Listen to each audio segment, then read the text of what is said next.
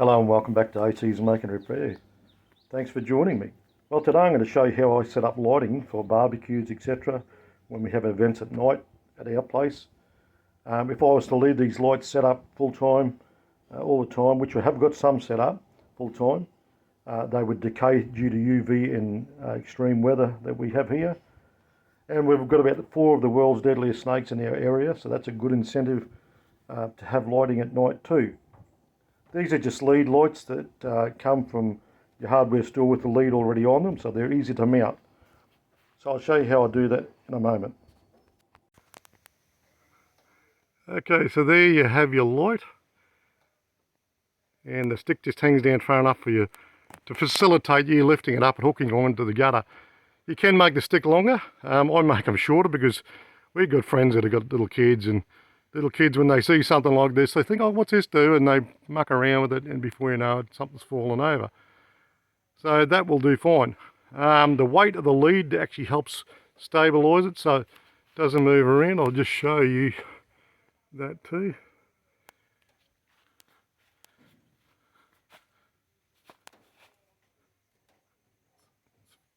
The width of that board there actually is a help too to stabilise it. It's not really a problem. So there you have it. Alright, so this is my process on how I made this. Very simple. I just got a piece of sealing batten, which is 1 3/4 roughly by roughly 1 3/8.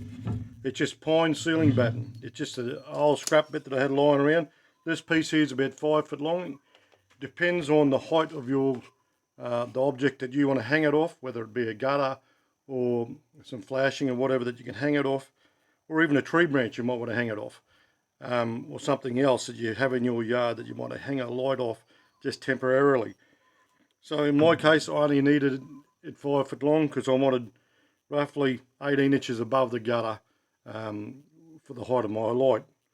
So all I did is I made up a piece of timber like this, and this actually acts as our hook. So just pretend this is the face of the gutter. Okay, so the gutter comes around like this.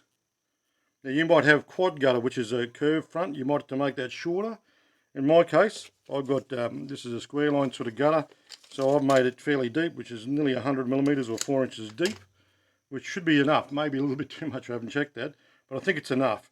I don't think it's 4 inches, and I've allowed the thickness of the front rollover part of the gutter. So in my case, I've allowed about 20 millimeters or 3/4 inch roughly, you know. And I've cut that out with the bandsaw. You don't have to have a bandsaw to do that. You can cut that out with a handsaw.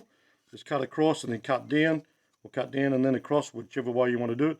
And that acts as our hook.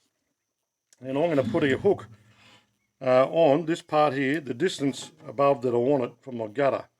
So I'm going to screw that onto there, just simply and basically now. Alright, so the first thing I'm going to do is find centre, and literally I'm just going to guess where centre is of this board here, which is about there. I'm going to go like that, and I'm going to put a centre mark like that. And that's where I'm going to run my screws. I'm going to run 2 screws vertically about 2 inches apart in this block of wood, which is more than enough. Those 2 screws will hold the weight of the light and all that. I will put a bit of glue on that just to be on the safe side, just across there, give it a bit of extra rigidity. So I'm going to do that now. So what I'm going to do first is I'll take my drill and I'm going to drill a couple of holes in. Now I wanted that to be hooked roughly there like that. So I'm going to go one screw hole there, and one about, let's have a look, make sure I'm not doing this wrong, one about there.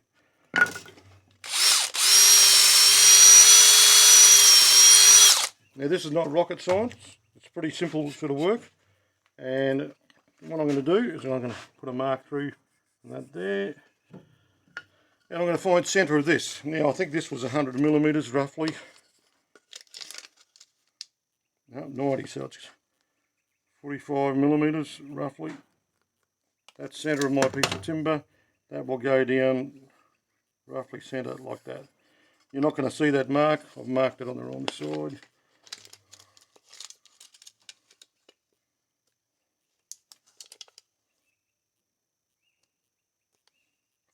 45. There's your mark for centre. Now I'll line that mark up, and I will square that in a second, and then I'll flip it over and I'll clamp it. I'll clamp that on so I can actually screw it from the other side. I could have actually screwed through this side, because they're both the same thickness. I could have actually screwed through it, but I've already drilled the holes here. Now, my mistake. It would have been easy to screw from the back side too. Okay, so it's flipped over. I've got it marked where it is central. I'm just going to run a drill down there so that screw knows where to go. I'm going to use some 2-inch screws in that. Actually, I might be able to go a little bit longer there. I can use just over 2-inch there, I think. Yeah, I've got ones that are about roughly 2 5/16 long. Okay, so what I'm going to do is put a pencil mark down so I know where I'm going straight away with that. There we are there, there we are there. I'll take that off, and I'm just marking where it's going to go back to. Put a bit of glue on that.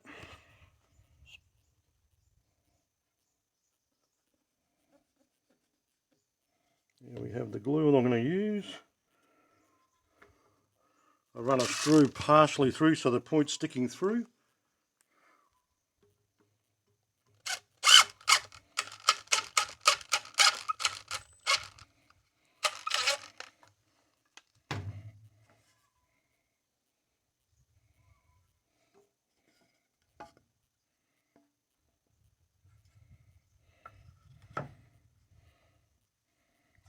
Okay, so once I get the first screw in, that's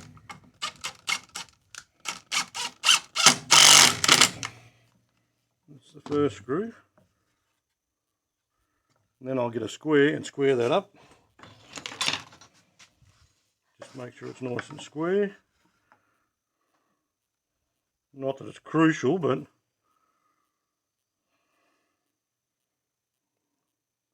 that's pretty good there.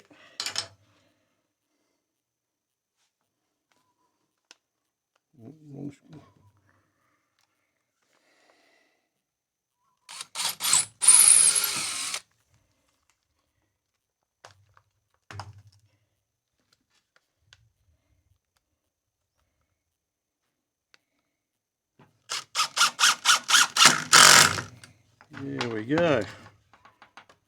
So that's glued on there like that. And it's rigid, and once it glues it'll be very rigid. Okay, so that's not a problem.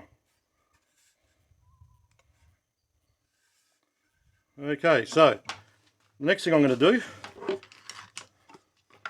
is, this is our light. On the back it's got 2 slotted grooves and 1 hole. I'm actually going to drill a 1/4 inch hole through my piece of timber at the end.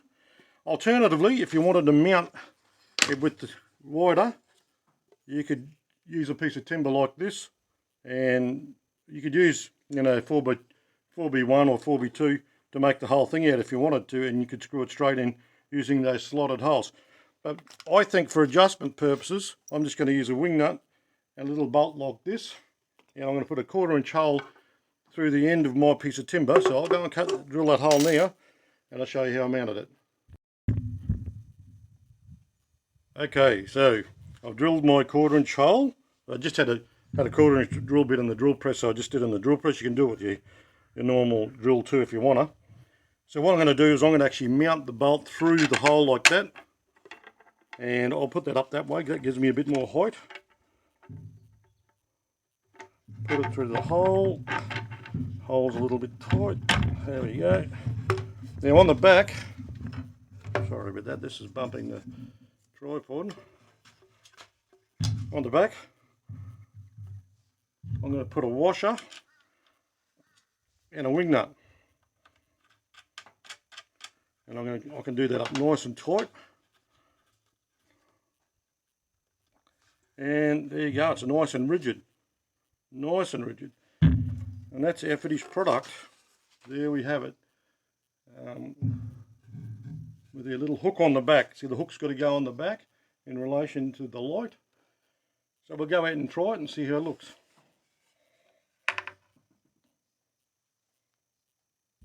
So there it is, hooked on the gutter. I showed you how I did that at the beginning. Here's another LED floodlight hooked to a gutter with a crossbar at the top. Here's one mounted on a piece of pipe using 2 semicircles of PVC pipe. Here's one mounted on the top of a piece of pipe using a hole in a block of wood to mount it.